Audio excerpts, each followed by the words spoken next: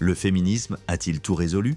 Ou a-t-il laissé les femmes face à de nouvelles violences, plus sournoises? Juan Branco décrypte sans tabou la réalité de la condition féminine aujourd'hui, entre émancipation, solitude et injonction paradoxale. La condition féminine aujourd'hui est une catastrophe. On est dans une situation où la libéralisation de la société à partir des années 60, que ce soit par la contraception, le divorce et ainsi de suite, et l'autonomisation de la femme par rapport à l'homme, sa capacité à devenir un être productif et du coup indépendant, a amené c'est un truisme ce que je veux dire, mais c'est-à-dire un poids multiplié pour la femme qui doit à la fois remplir les missions qui lui est attribuées dans les sociétés traditionnelles, patriarcales, avoir des enfants, tenir le foyer et compagnie, et subvenir à ses besoins, et ainsi de suite. Et donc, on se retrouve dans un choix où soit on s'autonomise complètement des structures dites patriarcales, mais du coup, très rapidement, la violence aussi de ne pas pouvoir faire quelque chose de très naturel, c'est-à-dire avoir des enfants, fonder une famille, parce qu'il n'y a pas du tout de réajustement nécessaire. Un État qui a tenté de pourvoir à tout ça avec toute une série d'allocations et ainsi de suite, mais qui ne suffisent pas, parce qu'il y a un moment donné où c'est le lien humain qui va vous permettre soit de fonder un foyer, soit de... C'est pas que l'argent, en fait, c'est aussi la disponibilité, et ainsi de suite. Et à l'inverse, donc, et une injonction très forte au succès. Vous voyez, au fait de s'autonomiser et compagnie, c'est un peu la honte de soit d'être femme au foyer, soit de renoncer. Enfin, vous voyez, il y a tout un... Et en même temps, voilà, une masculinité qui continue à avoir le même rapport à la féminité, quoi qu'on en pense, avec des variations plus ou moins intenses liées à des phénomènes mimétiques de mode et compagnie, mais in fine, quand même une différenciation de genre qui est aussi déterminée par des caractéristiques génétiques, par des questions hormonales, enfin tout ce que vous voudrez, qui font qu'on ne peut pas non plus renverser complètement Non, c'est intéressant. un rapport entre en l'occurrence hommes et femmes, mais enfin ça, on pourrait tendre le raisonnement. Et donc dans cette violence-là, moi je comprends parfaitement la nécessité de chercher des solutions par des radicalités. Et donc c'est pour ça qu'on teste en fait, et que les mouvements féministes testent, tentent en fait. Mais je pense qu'on est un peu prisonnier du mirage d'un contemporain qui je ne vais pas faire mon marxiste de base, mais enfin, qui a tiré profit de la supposée autonomisation des femmes pour en faire juste des agents productifs qui vont générer des ressources et qui vont en faire des esclaves de plus, vous voyez, et qui vont en faire des instruments à exploiter. Pour gagner plus d'argent. Voilà, oui, pour contribuer au succès du phénomène industriel, de la société industrielle et de ces mutations capitalistiques. Donc, je sais pas où on va, mais on est au milieu de nulle part, en tout cas. Ça, c'est très clair, et on n'est pas du tout dans une situation... Alors, est-ce qu'il faut pousser jusqu'au bout la logique actuelle? Ce que je vois, c'est que, y compris sur des sujets... par exemple, je pense qu'on a beaucoup sous-estimé la violence du divorce. C'est-à-dire qu'en fait, pris dans l'enthousiasme de l'émancipation de la femme et ainsi de suite, on a complètement manqué de comprendre à quel point une séparation, quand on a déjà fondé une famille et autres, pouvait avoir des conséquences qui étaient très lourdes à gérer pour les enfants, notamment. Enfin, vous voyez, psychiques, de réajustement et compagnie.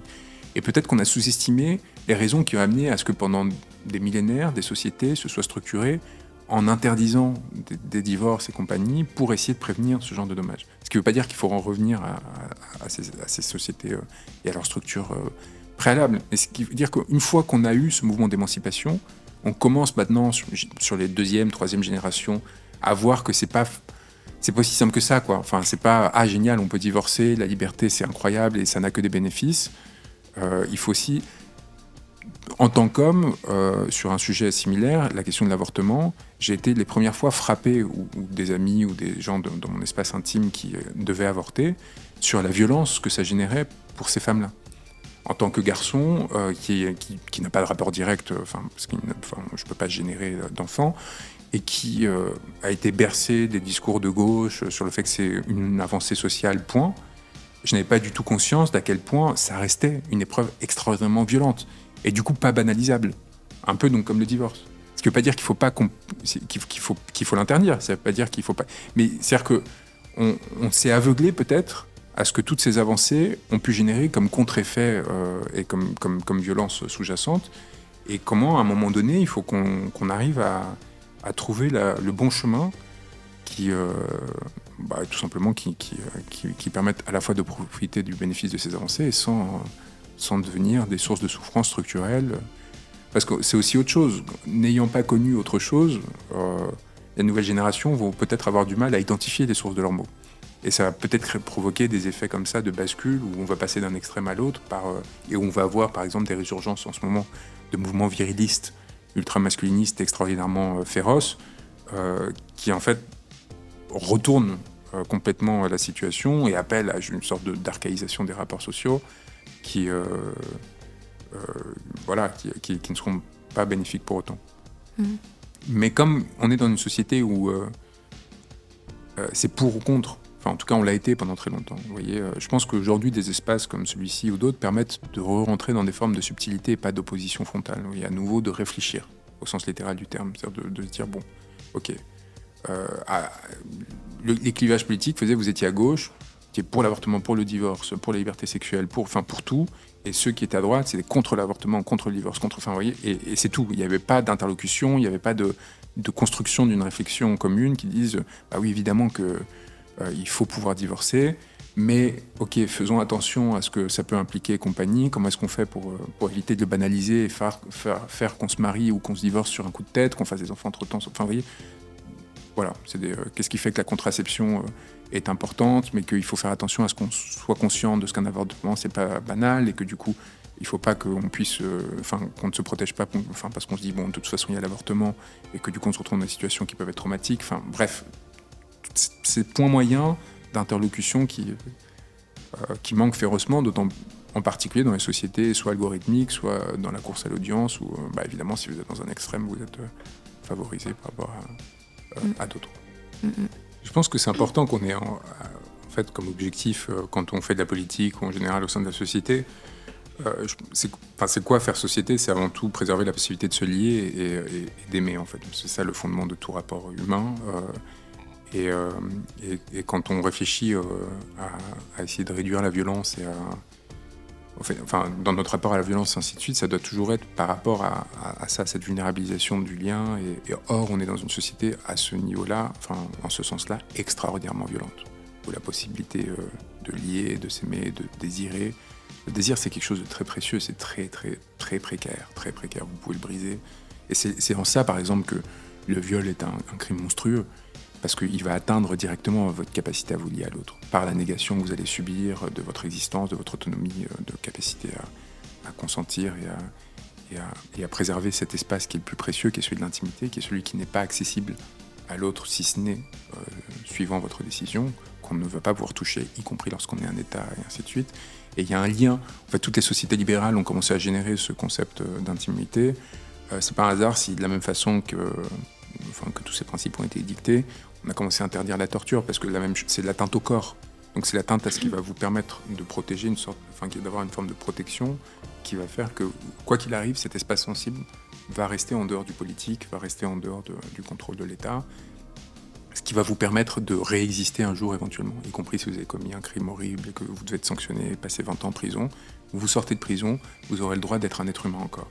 Alors que tout ce qui, justement, que ce soit les violences sexuelles, la torture, les actes de barbarie et compagnie, ont vocation à vous retirer cette possibilité. Les actes qui peuvent être injustifiés en aucun cas. Voilà, c'est ça. C'est pour moi les crimes contre l'humanité, quelque part, cela. S'il fallait sortir de la catégorie juridique au sens littéral du terme, qu'est-ce qui atteint l'humanité de l'autre, c'est ce qui va l'empêcher à un moment donné de retrouver cette sensibilité.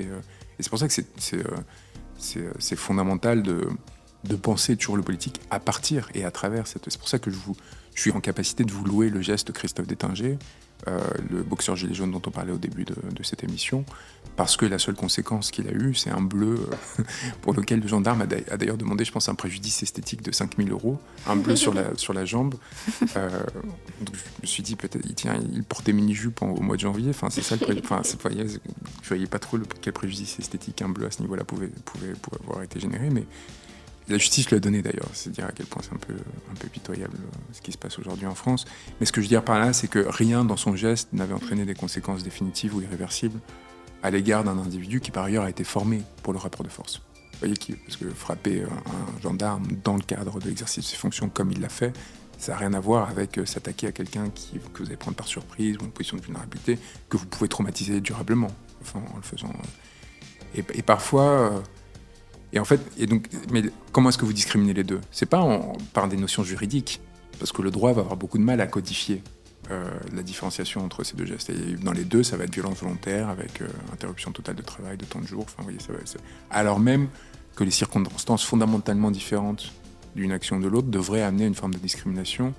Et là, on en revient à cette idée du bon sens, enfin, vous voyez, du juge sur son chêne, qui à un moment donné devient peut-être une option favorable à toutes ces constructions modernes hyper complexes qui finalement manquent de réussir à catégoriser le réel et à le faire entrer dans les cases espérées. C'est le danger, c'est le danger de la domination d'une modernité qui fait de la catégorie son instrument. La catégorie, c'est ce qui va vous réduire le réel à un mot, à une case. Et ça, c'est très très dangereux parce que ça nie non seulement le réel souvent, mais